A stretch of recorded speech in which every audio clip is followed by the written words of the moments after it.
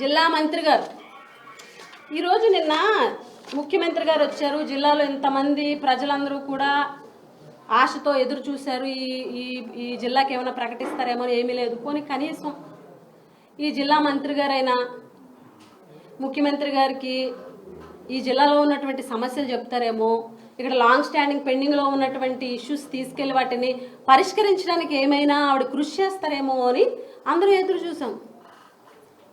చూస్తే అసలు మంత్రికి ఆహ్వానం లేదు.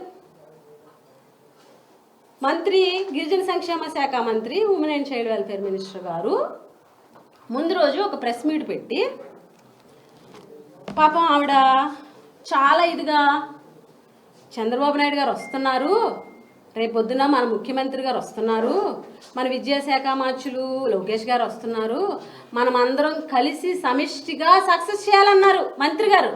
ఆ మనంలో మీరేరండి మంత్రి గారు, మీరెందుకు లేరు?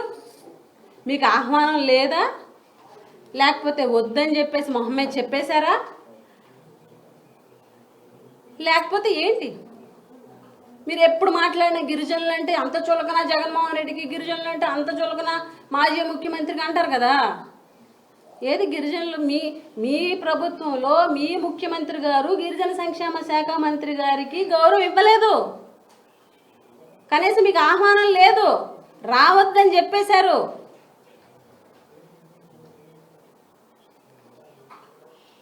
అందుకనే కదా మీరు అటెండ్ అవ్వలేదు. మళ్ళీ నెక్స్ట్ డే అందరూ అడుగుతున్నారు పరువు పోద్దని చెప్పి పాపం విజయవాడ వెళ్ళిపోయారు. ఒకసారి మీ స్టాఫ్ని అడగండి. ఉదయం 8, 20, 8:30 ఆ టైంలో మీ ప్రోగ్రాము గ్రూప్స్లో పెట్టారు కదా.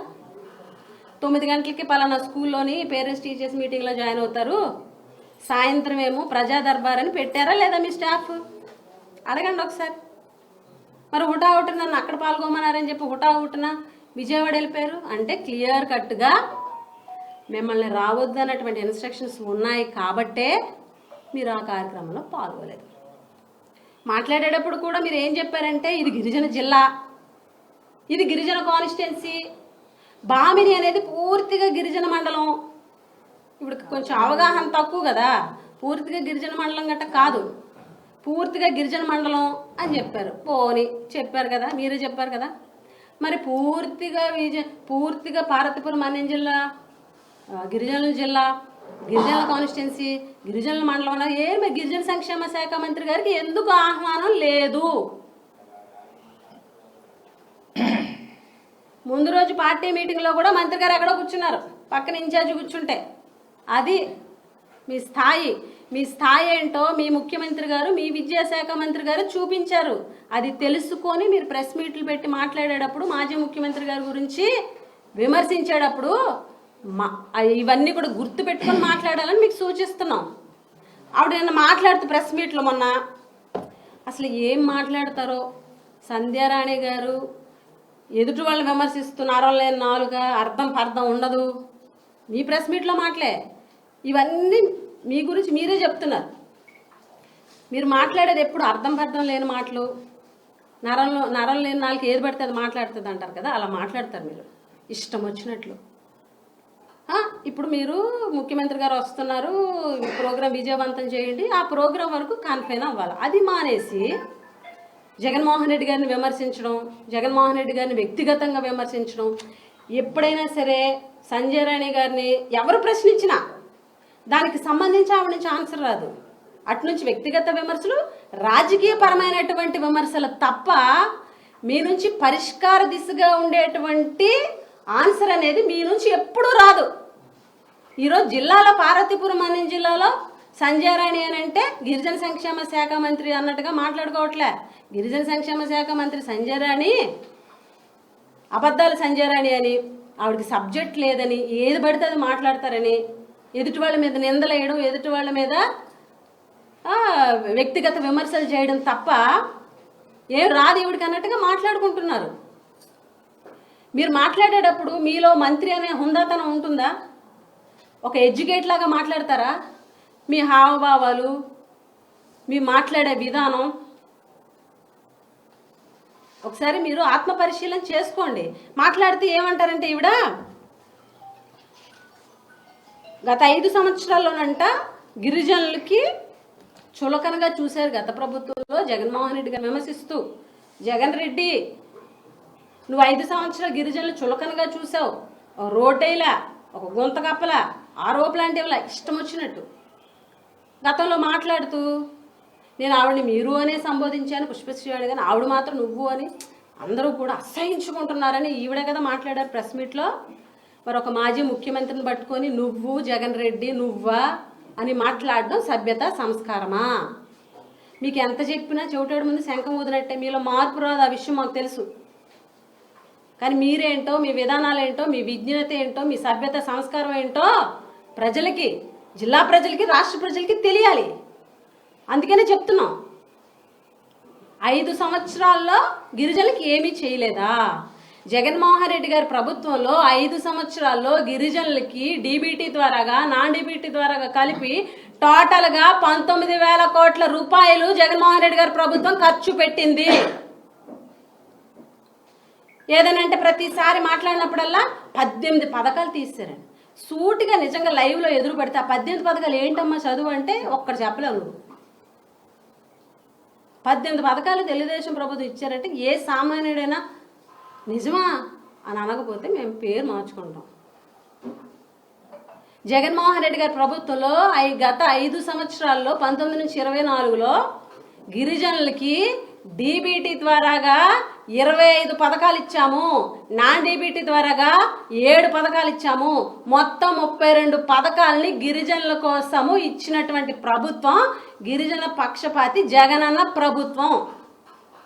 అంతేకాదు 3,20,000 ROFR పట్టాలు, 3,20,000 ఎకరాలకి 1,50,000 మంది రైతులకి, దశాబ్దాలుగా ఫైట్ చేస్తున్నటువంటి రైతులకి రోడ్డు ఎక్కకుండా, ధర్నా చేయకుండా, ప్రశ్నించకుండా జగన్మోహన్ రెడ్డి గారు వచ్చిన 1 ఇయర్లోనే ఇంటికి తీసుకెళ్లి ROFR పట్టా ఇచ్చినటువంటి ప్రభుత్వం జగనన్న ప్రభుత్వం.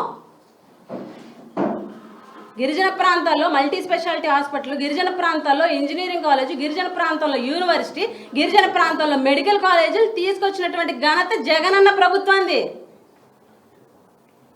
జగన్మోహన్ రెడ్డి గారికి అసలు ఎన్ని స్కూళ్ళు ఉన్నాయో తెలియదు. అసలు మీకు తెలుసా ఎన్ని స్కూళ్ళు ఉన్నాయో? గతంలో మీరు మాట్లాడినప్పుడు ఏం మాట్లాడారు? ఆశ్రమ స్కూల్స్ ఎన్ని ఉన్నాయని చెప్పారు.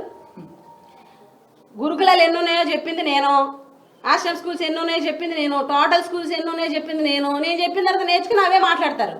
మీరు చెప్తున్నారు జగన్మోహన్ రెడ్డి గారిని విమర్శిస్తున్నారు. ఇంకేమంటారంటే అసలు ఒక్క ఆర్ఓ ప్లాంట్ అయినా సరే, ఒక్క ఆర్ఓ ప్లాంట్ కట్టారా? ఒక రోడ్డు వేశారా?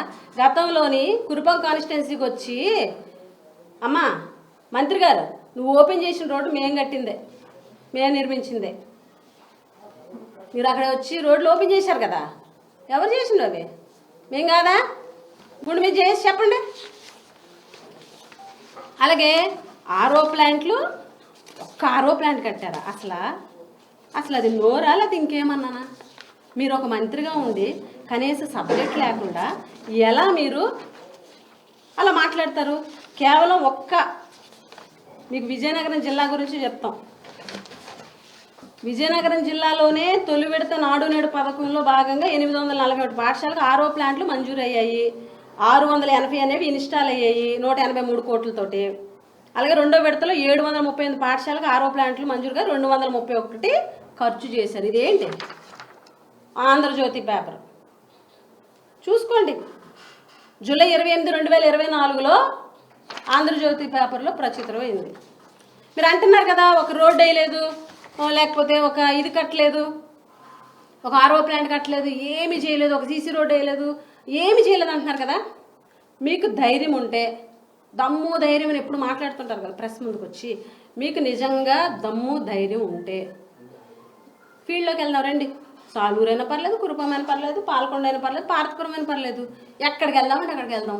మేము చేసినటువంటి నాడు నేడు స్కూల్స్ చూపిస్తాం, మేము చేసినటువంటి అభివృద్ధి చూపిస్తాం, రోడ్లు చూపిస్తాము, నాడు నేడు స్కూల్స్ 9 అంశాలతో కూడినటువంటి మౌలిక వసతులతో కూడినటువంటి అవి చూపిస్తాము, ఆర్ఓ ప్లాంట్స్ చూపిస్తాము, ఎన్ని నిర్మాణాలు చేసాము చూపిస్తాము, హాస్పిటల్స్ ఎలా కట్టాము నాడు నేడు ద్వారా అది చూపిస్తాము, ఇంజనీరింగ్ కాలేజ్ చూపిస్తాము, యూనివర్సిటీ చూపిస్తాము, ఇక్కడ మెడికల్ కాలేజ్ అవుతుంది కదా అది చూపిస్తాము, మీ సీతంపేటలో ఏదో జరుగుతుందో అది చూపిస్తాము. రండి, ఏం చేసామో చూపిస్తానంటే ధైర్యం ఉందా? దమ్ము ధైర్యం అంటారు కదా ఎప్పుడును, ఆ దమ్ము ధైర్యం మీకుందా? రెండు చూపిస్తే ఏమేం చేసామో. ఒక గుండు సున్నా అంట. 5 ఏళ్లలో ట్రైబల్ వెల్ఫేర్ ట్రైబల్స్కి జగన్మోహన్ రెడ్డి చేసింది గుండు సున్నా అంట. అయితే ఇవన్నీ ఏంటి? ఇప్పుడు మీరు ప్రతిపక్షంలో విమర్శించినట్టు విమర్శిస్తే అవ్వదు. అధికారంలో ఉన్నది మీరు. 5 సంవత్సరాల్లో ట్రైబల్ వెల్ఫేర్ నేను చెప్పిన ఫిగర్స్ కరెక్టా కాదా మీరు వెళ్ళి డేటా తెప్పించుకోండి డిపార్ట్మెంట్ వారి నుంచి, అప్పుడు మీకు అర్థమవుతుంది. అంతేగాని వచ్చేసి ఏది పడితే అది మాట్లాడేద్దామంటే అవ్వదు. ఏఎన్ఎంలన్నీ కూడానట ఆవిడేం చెప్పారంటే మీరు ఏఎన్ఎం లేదు, అసలు ఒక డాక్టర్ చూసినటువంటి పరిస్థితి లేదు అని చెప్పారు కదా. సంజయ్ రాణి గారికి ఒకటి సూటుగా చెప్తున్నాం, ఏఎన్ఎంలు గురుకులాల్లో ఏఎన్ఎంల్ని ఎవరు వేశారు? నేను లాస్ట్ టైమే చెప్పాను, 2023లోని అగ్రిమెంట్ చేసుకొని రిక్రూట్ చేసింది మా ప్రభుత్వంలో. 199 స్కూల్లో ఎక్కడెక్కడ గ్యాప్స్ అన్నీ కూడాను ఉప ముఖ్యమంత్రిగా రాజేందర్ గారు ఉన్నప్పుడే అవి రిక్రూట్మెంట్ చేయడం జరిగింది. డేట్తో కలిపి నేను లాస్ట్ టైం ప్రెస్ మీట్లో చెప్పాను, మీరు తెప్పించుకోండి. అవునా కాదా అన్నదే. మీరు ఏఎన్ఎంలు వేశారా? ఏం మాట్లాడుతున్నారు? అయితే లిస్ట్ తీయండి. మీ ప్రభుత్వంలో వచ్చిన తర్వాత ఇదిగో ఇన్ని ఏఎన్ఎంలు తీసాం మేము గురుకులలో అని చెప్పి చూపించండి. మీరు ఏం హామీ ఇచ్చారు? మీ మొదటి సంతకం ఏంటి? ఆశ్రమ్ స్కూల్స్లో ఏఎన్ఎంస్ రిక్రూట్ చేస్తానే మొదటి సంతకం. మీ మొదటి సంతకానికే దిక్కు లేదు. ఒక్క ఏఎన్ఎంని కూడా మీరు వేయలా. సిహెచ్డబ్ల్యూని తీసుకొచ్చి చూడమంటారు. మళ్ళీ ఏమన్నారంటే సచివాలయ ఉద్యోగస్తులకి ఈ 757 స్కూల్ని కూడాను అటాచ్ చేసాము.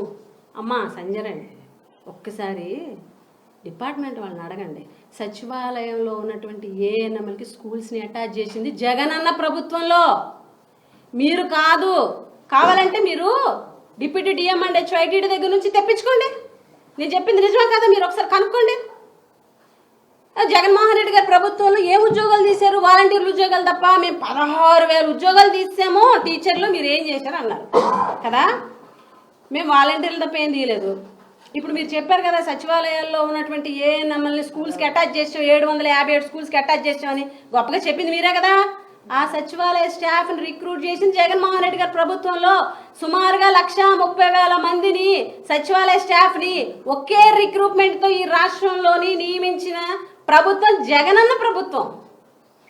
మీరు ఇచ్చింది 16,000 పోస్టులు మాత్రమే.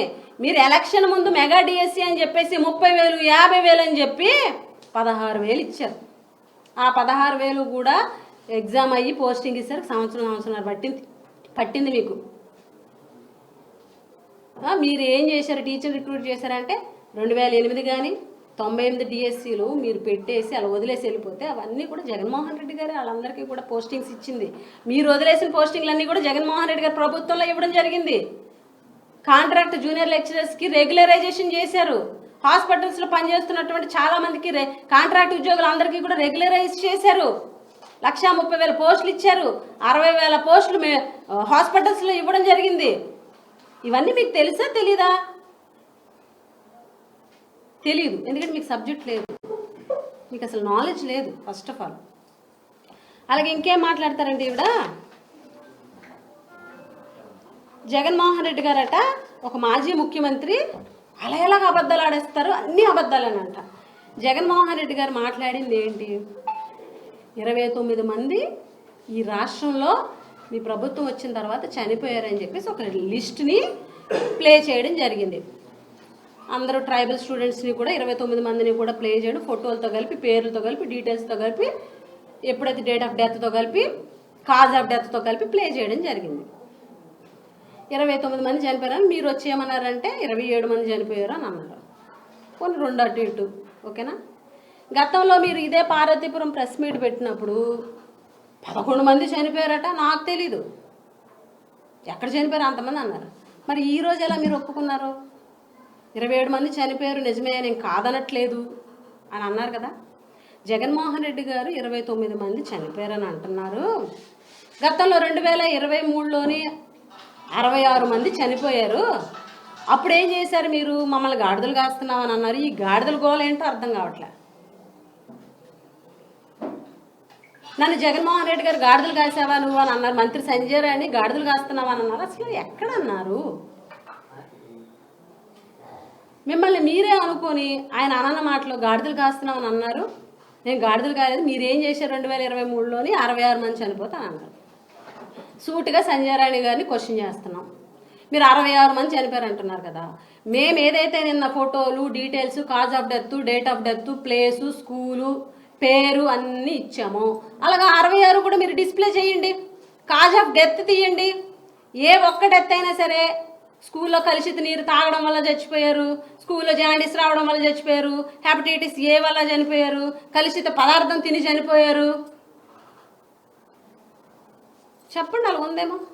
కానీ మేము ఇచ్చినటువంటి లిస్టులోని కలుషిత నీరు తాగి, కలుషిత ఆహారం తిని, జాండీస్ తోటి చనిపోయినటువంటి విద్యార్థులు ఉన్నారా లేదా?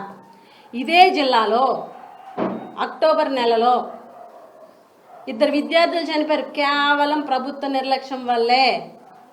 మీరు ప్రభుత్వ నిర్లక్ష్యం వల్ల కాదు, ఇంటికి వెళ్ళి చనిపోయారు, చేతులు దులిపేసుకున్నారు. ఎందుకంటే మీకు శ్రద్ధ కానీ, గిరిజన విద్యార్థుల పట్ల ఒక ఇది కానీ ఏమీ లేదు.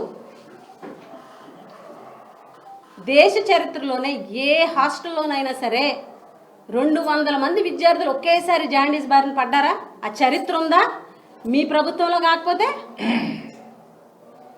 మీరు మంత్రిగా ఉన్నటువంటి సంస్థలో కాకపోతే 200 మందికి ఒకేసారి జాండీస్, హెపటైటిస్ ఏ ఎఫెక్ట్ అయినటువంటి ఇన్స్టిట్యూట్ కానీ, రాష్ట్రం కానీ, ప్రభుత్వం కానీ ఏదైనా ఉందా? సూటిగా ప్రశ్నిస్తున్నాం. సంజయ్ రాణి గారు చెప్పండి, మీ అసమర్థత కాదా? డాక్టర్స్ చెప్పలేదా వాటర్ కంటామినేషన్ వల్లే ఇదంతా జరిగింది అని చెప్పేసి? రిపోర్ట్స్లో రాలేదా? వాటర్ కలుషితం అవ్వడం వల్ల ఈ పరిస్థితి వచ్చిందని చెప్పేసి రిపోర్ట్స్లో రాలేదా? మీరు నిజాన్ని దాచేద్దామంటే అవ్వదు. కనీసం చనిపోయినటువంటి పిల్లలకి ఎక్స్గ్రేషియా తీసుకురాలేనటువంటి అసమర్థ మంత్రి అండి మీరు. మీకు ఒక ట్యాగ్, మీరు ఒక అసమర్థ మంత్రి, ఫెయిల్యూర్ మంత్రి. అది నిన్నటితో ఇంకా తేటతెల్లమైంది మీ ముఖ్యమంత్రి గారి పర్యటనలో. మీరు చెప్తున్నారు ఎక్కడ చనిపోయారు, 66 మంది చనిపోయారు, 27 మంది చనిపోయారు, అందరూ ఇదిగో ఈ కారణంతో చనిపోయారు, పిల్లలు అన్నాక చనిపోరా అంటే మీ దాకా వస్తూ ఉంటే ఎదుటోళ్ళ మీద మాత్రం నిందలేస్తారు. అలాగే ఇంకేం మాట్లాడారు? మా పిఏ సతీష్ గురించి మాట్లాడారు. మా జగన్మోహన్ రెడ్డి గారు నన్ను, మా కుటుంబాన్ని విమర్శిస్తారా? అది జగన్మోహన్ రెడ్డి గారు మీ కుటుంబం గురించి మాట్లాడారా? First of all Jaganmohan Reddy గారు మీ పిఏ సతీష్ గురించి మాట్లాడారు. అయితే ఆయన కూడా మీ కుటుంబమేనా? మాకు తెలియదు. ఈరోజు మీరు మాట్లాడుతూ ఏంటది, అవి fabricated videos, fabricated messages, WhatsApp అనేది ఫ్యాబ్రికేట్ చేశారు. మీరు ఎలా చెప్తారు? విచారణ జరుగుతుండగా ఒక బాధితురాలు ఇచ్చినటువంటి కంప్లైంట్స్ని, ఒక బాధితురాలు చేస్తున్నటువంటి ఆరోపణల్ని ఫ్యాబ్రికేటెడ్ అని మీరు ఎలా అంటారు? సరే, వాట్సాప్ ఫ్యాబ్రికేటెడ్, మెసేజ్ ఫ్యాబ్రికేటెడ్, తన కంప్లైంట్లో అత్యాచారం చేశాడు అని కూడా చెప్పారు. దానికి మీరేమంటారు? ముఖ్యమంత్రి గారు ఏమన్నారు? మాజీ ముఖ్యమంత్రి గారు ఏమన్నారు? జగన్మోహన్ రెడ్డి గారు ఒక ఆడపిల్ల రోడ్డు మీదకి వచ్చి నా మీద ఇలాగా జరిగింది అని చెప్పేసి కంప్లైంట్ ఇస్తే కనీసం పోలీసులు పిలిచి విచారించలేదు, అరెస్ట్ చేయలేదు, లోపలేయలేదు అన్నారు. దానికి మీరు ఎందుకు సమాధానం చెప్పలేదు? అరెస్ట్ చేశారా? మీరు ప్రెస్ మీట్ పెట్టి మాట్లాడినప్పుడు మేము ఫోన్స్ ఇచ్చేసాము, ఫోన్స్ సబ్మిట్ చేశారు, అరెస్ట్ చేయలేదు, అరెస్ట్ గురించి ఎందుకు మాట్లాడలేదు? సంజయ్ రాణి గారు అరెస్ట్ గురించి ఎందుకు మాట్లాడలేదు? అరెస్ట్ చేయలేదు కాబట్టేగా మీరు అరెస్ట్ విషయం మాట్లాడలేకపోయారు. ఫోన్స్ ఎప్పుడు సబ్మిట్ చేశారు? మీరు బాధితురాలు కంప్లైంట్ ఇచ్చిన తర్వాత 4 రోజుల తర్వాత వచ్చి ప్రెస్ మీట్ పెట్టారు విజయవాడలో. ఆ ప్రెస్ మీట్లోనైనా ఫోన్స్ ఇచ్చేశారు అని చెప్పి మీరు ఎక్కడైనా మాట్లాడారా? మాట్లాడలేదు. మేము ప్రెస్ మీట్ పెట్టి మేము విమర్శించిన తర్వాత, వైఎస్ఆర్ కాంగ్రెస్ పార్టీ మమ్మల్ని ప్రశ్నించిన తర్వాత అప్పుడు మీ పిఏ బల ప్రదర్శన చేస్తూ స్టేషన్కి వెళ్ళి ఫోన్స్ ఇవ్వడం జరిగింది. బాధితురాలనేమో నిందితురాల్లాగా స్టేషన్ల చుట్టూ, హాస్పిటల్ చుట్టూ, కోర్టుల చుట్టూ తిప్పుతున్నారు. నిందితుడు మాత్రం దర్జాగా బల ప్రదర్శన చేస్తూ మీ పార్టీ కార్యకర్తలందరూ కూడా ఆయనకు సపోర్ట్ చేస్తూ, ఆయన పసుపు చొక్కా, ఆయన ఒక కార్యకర్త, టీడీపీ కార్యకర్త పసుపు చొక్కా వేసుకొని బల ప్రదర్శన చేస్తూ వెళ్ళి పోలీస్ స్టేషన్కి వెళ్ళి ఫోన్ ఇవ్వడమా? అంటే వారం రోజుల తర్వాత ఫోన్ ఇస్తే ఫోన్లు మార్చేశారేమో, ఏం చేశారు ఎవరికి తెలుస్తుంది? పోలీసు వారు కూడాను, ఎస్పీ గారు స్టేట్మెంట్ ఇస్తూ నిష్పక్షపాతంగా చేస్తున్నాం అంటున్నారు. ఫోన్లు మారిస్తే ఐఎంఈ నెంబర్ ద్వారాగా వాళ్ళు ముందు వాడిన నెంబరు తర్వాత వాడిన నెంబరు ఆ పరంగా ఎంక్వైరీ చేయాలని కూడా మేము పోలీస్ వారిని కోరుతున్నాము. నిష్పక్షపాతంగా చేస్తున్నాము అంటున్నారు. కానీ మంత్రి గారు ప్రెస్ ముందుకు వచ్చి తర్వాత తేలుస్తా 4 రోజుల్లో వచ్చేస్తుంది, ఫ్యాబ్రికేటెడ్ అని తేలిపోద్ది, అప్పుడు అందరి సంగతి చూస్తా అని బెదిరిస్తున్నప్పుడు పోలీసులు నిష్పక్షపాతంగా చేసి బాధిత మహిళకు న్యాయం చేస్తారని ఎవరు నమ్ముతారు? ఈరోజు సాక్షి అలా రాసింది ఇలా రాసింది, కేసులు పెట్టాం, ఎందుకు పెట్టాం, కేసులు పెట్టమా అని అన్నారు. ఏదైతే బాధిత మహిళ కంప్లైంట్ ఇచ్చారో, ఏదైతే బాధిత మహిళ మాట్లాడారో అదే కదా సాక్షి వేసింది. బాధిత మహిళ చేసిన ఆరోపణల వల్లే కదా మీకు సీఎంఓ నుంచి లెఫ్ట్ అండ్ రైట్ గట్టిగా తిడితే మీరు మీ పిఏని సస్పెండ్ చేశారు, విధుల్లో నుంచి తొలగించారు. మరి సీఎం వాళ్ళు ఎందుకు తొలగించమని చెప్పారు చెప్పండి? ఈనాడు పేపర్లో ఎందుకు వచ్చింది? నిన్న చంద్రబాబు నాయుడు గారు మాట్లాడుతూ ఏ ఆడపిల్లకి కూడా అన్యాయం జరగకూడదు మీటింగ్లో చంద్రబాబు నాయుడు గారు వ్యాఖ్యలు నిన్న చూసారో లేదో, అందులో ఒక లైను చంద్రబాబు నాయుడు గారు నిన్న ఇచ్చినటువంటి అక్కడ మాట్లాడిన దాంట్లో ప్రెస్ మీట్ ఒకటి రిలీజ్ అయింది బయటికి. ఆడవారిని హింసించిన వేధించిన ఆడబిడ్డలకు భద్రత భరోసా కల్పించే బాధ్యత మాది అని. ఏది భద్రత, ఏది భరోసా, ఏది ఆడపిల్లకి? అంతా కూడా ఫ్యాబ్రికేటెడ్ అట. ఒకటి అడుగుతున్నాము, ఒక గవర్నమెంట్ ఎంప్లాయీ ఒక మహిళ ఫ్యాబ్రికేటెడ్ మెసేజెస్ ఫ్యాబ్రికేట్ చేసేసి మీ పిఏని లేకపోతే మీ ఇంట్లో వాళ్ళని మార్పింగ్ చేసేసి లేకపోతే ఫోటోలు మార్చేసి ఇచ్చేసి మీ ప్రభుత్వంలో వ్యవస్థలు మీ చేతిలో ఉండగా ఒక సామాన్యమైన ఒక చిన్న స్థాయి గవర్నమెంట్ ఎంప్లాయీ అంత ధైర్యం చేస్తుందా? అంత ఫైట్ చేస్తుందా? ఒక మహిళ, ఒక బాధిత మహిళ నడి రోడ్డు మీదకి వచ్చి కంప్లైంట్ రూపంలో పలానా వ్యక్తి నాకు అత్యాచారం చేశాడని ఎవరైనా అబద్ధంగా స్టేట్మెంట్ ఇస్తారా? ఇది ఎంత అసలు మీరు ఒక మహిళా మంత్రి అయి ఉండి ఒక మహిళగా ఆలోచించండి, విజ్ఞతతో ఆలోచించండి, బాధ్యతగా వ్యవహరించండి, ఆ బాధిత మహిళ పక్షాన ఉండండి. అంతేగాని మీరే ఫ్యాబ్రికేటెడ్ అని తేల్చొద్దు. ఇప్పటికైనా మేము మంత్రి గారికి చెప్పొచ్చేది ఏంటి అని అంటే, మాట్లాడేటప్పుడు మాజీ ముఖ్యమంత్రి గారిని విమర్శించేటప్పుడు ఒళ్ళు దగ్గర పెట్టుకొని విమర్శిస్తే మంచిది. మీరు విజ్ఞత కోల్పోయి వ్యక్తిగతంగా విమర్శిస్తాము అంటే ఎవరం కూడా చూస్తూ ఊరుకోము. ఇది మాత్రం దృష్టిలో పెట్టుకొని మీరు ముందు మాట్లాడాలని కోరుతూ సెలవు తీసుకుంటున్నాను.